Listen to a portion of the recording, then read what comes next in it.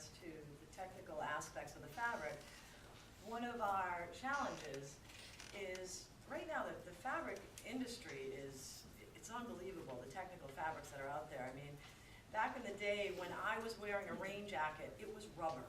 And if you wanted waterproof boots, you were putting either rubber boots on or rubbers over your boots. That's what they called them, rubbers. Right? But nowadays, you have these fabrics that are so paper, like you can see through it, and it's waterproof, it's breathable, it's got every technical aspect that somebody in the activewear market would be looking for. And one of our challenges is taking these new innovative fabrics and then trying to apply our technology to it. So you can imagine a see-through fabric that with, let's say, Michelle's Aluminite design might detract from the fabric itself. It might not adhere to it as it would to, let's say, a knit. So we do have all sorts of challenges we face with trying to get our technology onto the newest technological fabrics that people like Nike and Brooks and these big behemoth companies are using. So that is definitely something that we face every single fall. When we go to look at the line, I'm always saying, oh, we got to find something cool to use, you guys. Yeah, well, one of the things too is minimums. So if you are working for a big company, you usually have a lot more leeway in, a new fabrication, or you get better prices on your fabric because you can get a lot of it. Because once a factory starts printing a lot of anything, they give you a better price because it's easier. They get the machines all set up. They're just banging out 10,000 yards. And if you want 10 yards, or no, not that bad, but if you want 1,000 yards, they're going to charge you more money. So that's one thing that a lot of times we face, depending on the issue. Like Sue was saying, the technology itself is expensive. So to print it and do an entire garment out of it is really expensive. So we have to figure out how we're going to, cut the body up and splice it up and, put in these sort of insets of this technology or areas of print, so we're not using, as much ink or, reflective area with still keeping our silhouette reflectivity. Oh, okay. Yeah. So these are some of our customers that we work with currently. Sailfast is actually one of our custom customers, where we do not exactly private label, but I guess it is private label. And we basically take their little Sailfast logo and screen print on their shirts. They supply us with the shirts, and we literally screen print right onto their shirts with our reflective ink. But some of the other customers, Bauman's Running and Walking, primarily our customer base is small specialty running and cycling stores. It seems to translate best in this small venue, so to speak, because when one of our shirts or one of our jackets is hanging in, let's say, a Dick's sporting goods store, who also has bought product of ours in the past, somebody working for Dick's might not be as dedicated and or educated in our product and how it works. And for those of you who got the flashlight and got to kind of see how the reflectivity works, to look at us, you wouldn't necessarily think that what we're wearing is reflective. So therefore, when our garment hangs next to a Nike jacket that has the tapes and all that stuff on it, and it's the same price as Nike, yet somebody doesn't understand what the technological properties of the garment are, they're going to certainly go for the Nike over the Aluminite just because they know the brand. So sometimes it doesn't always translate in the big box stores until we're as big as Nike and everybody knows Aluminite like they know Nike or Adidas. So some of these, the IRA is actually an independent running retailers association, and most of our customers belong to this association of small stores. So this is something that we have actually worked in. It's like a co-branding type thing. A lot of companies will seek you out, like I talked about before with LL Bean and whatnot. What Aerotech did was they were buying some of our stuff, and then they said to us, hey, we also need we do like big and tall. We need like big and tall jackets. Will you do those for us? Well, we're not necessarily going to put those in our line because we don't really have a market to really warrant that amount of big and tall business. but they, said, well, we'll buy X amount and will you do this for us? So we actually extended our whole size range up to fit this big and tall, and so we actually use their logo on it with ours, so it's sort of what we call like a co-branding type of thing, and it's been a relationship that we've nurtured, and that's one thing you have to do with a lot of small companies is, it's really a very personal relationship between your company and their company, so it comes down to not, Illuminite doing business with Aerotech or even with Dick's, it's really, Sue doing business with Betty at that company, so it's that personal and that that down to earth, so it's a lot about making relationships and being able to be, legit and really make the product and sell the product and ship the product. Okay, so as you can imagine, the fabric itself could be This used. is a good one if you have your flashlights to Yeah, to shoot it. it's 'cause all this is- over reflective, yeah. So hold it right up to your nose is the best way to do it. So, as you can imagine, the fabric could be used in all sorts of applications. Running and cycling or activewear is only one of them, and it is certainly where we focus most of our energies. But we also have what I call the commercial line of products that we sell. This one particular jacket, matter of fact, I'm waiting to get about 500 of these in, hopefully in the next couple weeks. But we made a deal with Mercedes-Benz, and we outfitted them in these for their roadside assistance people. So when you buy a Mercedes, you have the option to go with this roadside assistance program. And if you get, it's kind of like AAA, if you get stuck on the side of the road, they'll come and help you out. And an actual Mercedes guy comes and either tows your car or gets you going. So we are now part of the Mercedes-Benz uniform, which is actually kind of cool. 2 jackets in one. So this is, yeah, 3 it's jackets, actually rather. 3 jackets in one. So it's got an outer shell that is 100% waterproof. It's got an inner fleece jacket, which has a waterproof, sleeves, yet it's really, really breathable on the bottom with the fleece. Or you can just wear the shell as a windbreaker and a waterproof jacket, or together it makes a really warm winter Yeah, jacket. I think that's pretty for us. So, and as you can We see, get these really big. Mercedes had us embroider the heck out of the thing. Yeah. And that So was that fun. everybody would know that they were from Mercedes-Benz. And that was yeah, fun. And that's another challenge, is to try to, everybody when you have customers, they all want it to be special just for them. Custom. So you can only accommodate that on so many levels. Certainly for Mercedes-Benz, we were more than willing to do that. But that is one of the projects we have going on. But also, we sell these jackets to EMS people, to fire. We have a jacket that's just like this, only it's got red on it in other places. Oh yeah, like the guy up there. A lot of the EMS people buy that jacket. So, as you can see, the fabric itself can be applied to so many different industries, not just the activewear industry, or, As well I as the think dog actually, industry. yeah, we're getting to the next slide, which might be, oh, that's my dog Jack. We use everyone in our photo shoots. He's definitely our company mascot. Don't tell Sophie. I know, we just got a new puppy too, so we won't tell her about that. But I have to say that we haven't spent a lot of time developing any new products for this industry. You can only imagine, if we were to get into this industry, there's a lot of money in the pet industry. It's amazing how much money people will spend on their pets. I am one of those people for sure, but I'm one of many of those people. So as you can see, Jack is wearing one of our reflective dog jackets.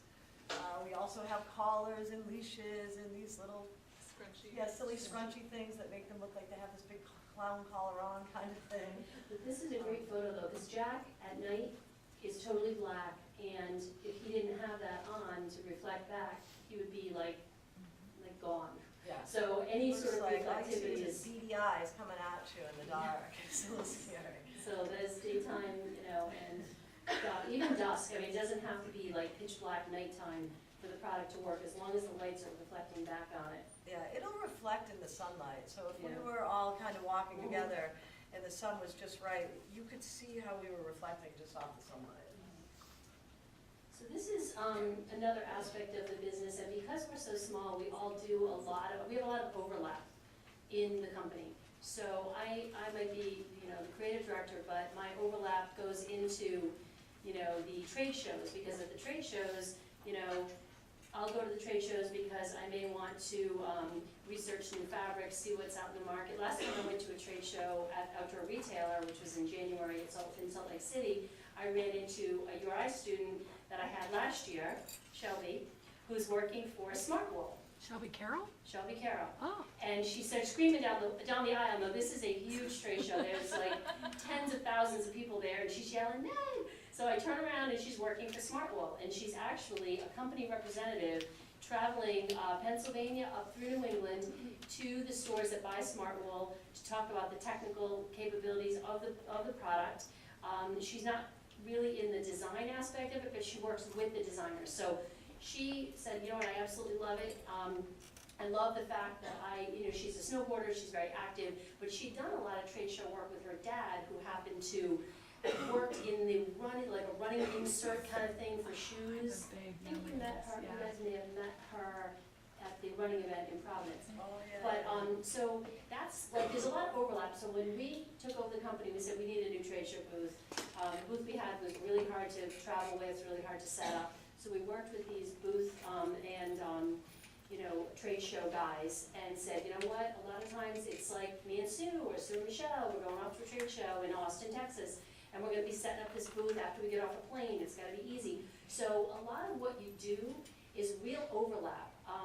You know, just, you might be the person in the office and it's like, oh, you can do that? Okay, good, because you're going to that show on Friday. So you have to know all these other aspects of what it takes to run a company.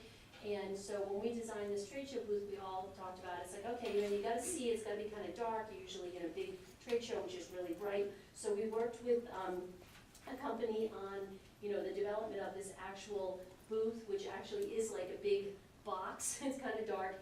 And then, you know, you can really get the reflectivity of the garments, which are down here. And that worked really well for us because it's easy and it all packs down into these few little things that we can actually ship. So it's not like super crazy to pack it up and get out of a show when you're done. And This is the end. so this is the end. This is pretty much our whole little dog and pony show, as we like to call it. Do you guys have any questions on anything? Anything about the technology or the business end? We can, Oh, what else did we do? Oh, I actually brought a whole big bag of fabric. Because one of the things that's interesting about taking over a company that had been started and now we're going a different road is you get grandfathered in a lot of things. So we were grandfathered with a lot of old Blow Dog product, some garments, many of them that we sold off, and then a lot of fabric that we have. So we brought some swatches with us and whatnot. So if anybody needs anything or you sew and you want to make any garments, we brought a bunch of various types of fabric with us, which I sold to Diane Martin's Sewing Network last week. So I have a whole box of it upstairs, but it's kind of fun and it's, you know, very practical. Anybody have any questions? In your catalog, a number of your tops and jackets talk about a back pocket. Can you tell us about your back pocket? So, well, it's one of those things where a lot of, especially distance, serious runners, they go for a long distance, they need a place to store their house key, their phone, or goo, or, you know, other things that they want on their run. So we do this large storage back pocket. Even on my little skirt, I have a smaller storage pocket. One on that But jacket. it's something that a lot of people value. You can imagine going running in light shorts and a top. You don't have anything to put, you don't have pockets to put any of your things in. So we found a lot of our customers value this large storage pocket. Cycling, the new jerseys we have to share, which is the cycling jersey, This one have has the one pockets too. where they can put the water in so that you can grab the water right out. So the pockets, those for the running pieces, these are any jackets. There's Yeah, that one has one too. They Oh, have a yeah. cycle. This one has a, Have a zippered pocket where you could actually put your phone or keys or whatever, like Michelle said. Yeah, that's one of those You feature have money in things. here. I have to say that the active community, our customers, love bells and whistles. You need pockets, that's what they want is pockets. Other questions, yeah? You said that overseas uses a lot of the roll printing. Do overseas as well, or is that more domestic? Yes, we definitely get a lot of consistent results with our overseas screen printer. Our roller printers in Taiwan and our screen printers in China. Everything that Michelle is wearing Actually, yeah. actually was done on the screen print, from the screen printer.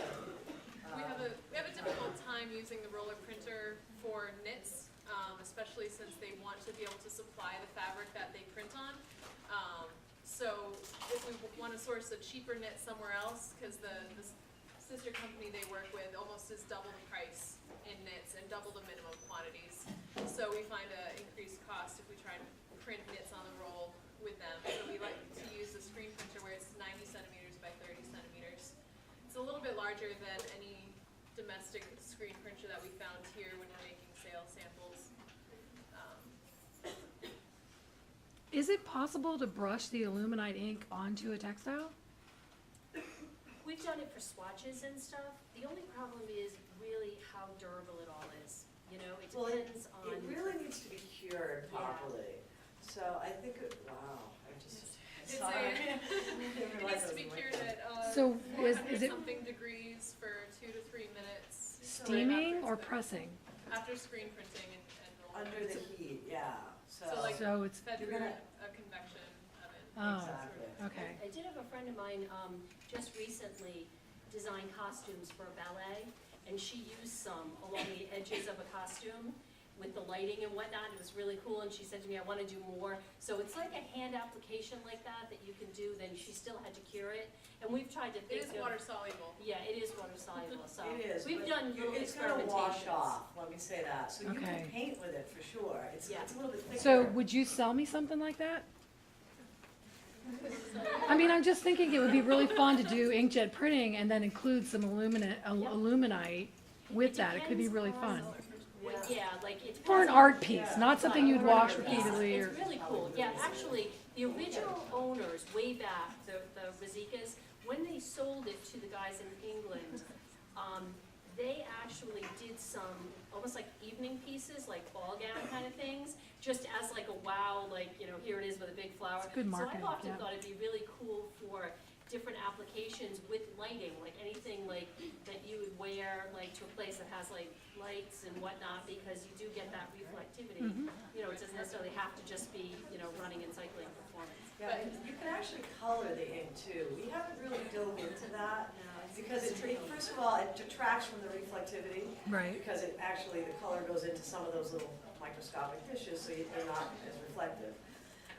So we haven't really gotten into that, but there are so many things that you can do with it. Mhm. But yeah, we'll grab you, we've got to come up to see Dr. Bide anyways, soon.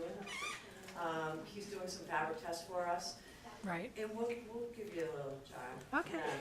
Yeah. You certainly can have fun with it. You can steam it, but being wet. Oh, if you dried it and then, I don't know. I have a steamer. I have a steamer, but that's it. You know what, if you just let it air dry, as long as you're not gonna wash it 100 times and expect it to be reflective, if it's just kind of like a art project, it'll be great. Okay. Anybody else? Any questions? Are you taking interns? We're taking, we could take interns, we could talk about that. We're Well, taking yeah, interns that are I'll give you very some of my business self-motivated. cards. Thanks, Michelle. So, We don't necessarily have a ton of time to kind of hold anyone by the hand and walk them through. So if you are ready to jump into the fire and do whatever and be proactive, I think that's more of the kind of person that we need at the moment. kind of to Meg's point a little bit, and I think I said this to some of the students that came to visit us at the factory. When you work in a small company like ours, we have about 35 employees at Accurate Services. You do wear a lot of hats. So you really gotta be willing to, I think I said to the students before, you gotta be willing to sweep the floors if that's what needs to get done. And it's not so much that I would want anybody to do that. It's probably just, like with Michelle, I knew if I actually asked Michelle to sweep the floor, she would do it, and she'd do it with a smile on her face. Because she knew she was helping the cause in some way. So the answer to that question is yes, and I'll leave you some business cards. And, you know, I guess you just, if you're looking to just kind of sit down and do sketches and or 100% that kind of thing, maybe we're not the right place for you. But if you're looking to have a lot of fun and do a lot of different things, And learn about small businesses. Yeah. Because you You definitely were- learn a full, you get exposure to a whole business. Yeah, I think what, I put this up here because I remember Sue saying to Michelle, okay, I need a trifold catalog, we're gonna send it That's right, out, I blah, blah, think blah. that's- And honestly, like, Michelle was like, okay, what do you need? And I think what's really important, and we talked about this when the kids came to the factory, Michelle was graduating and said, you know what? You know, she kind of worked with us while she was, you know, her senior year and whatnot. And she realized that one of the things we really needed was someone with, you know, Photoshop and Illustrator skills, because we'd thrown a few things at her along the way. And so she took it upon herself to perfect her skills, really work at that more. That wasn't, you know, she didn't come and say, well, I'm really not really good at that. She said, gee, you know what, I better be better at that because they're gonna ask me to do that, and the last thing I wanna do is say, I can't really do it. And so, you know, she just came in and every time we need something like that, it's like, hey, Michelle, how about this? Oh, by the way, our catalog is almost done, and you know, the girl who's doing it is ready to have a baby any second, so there's gonna be a few things at the end of it that she's not gonna be able to do. So Michelle's like, yeah, I'll do that. So it's that kind of attitude that I think is really important. It's important to be able to say, we need a photo shoot. I'll get my sister and my husband and my roommate, and, you know, I'll do what else do you need? So, and your dog, so I think that's the kind of stuff that I always say to my students, you know, it's really, it's not so much just, you know, here's my resume, here's my portfolio. It's really your personality, and your personality is so important, not just to get the job, but to keep the job. All right, anything else? All right, you guys have been a great audience.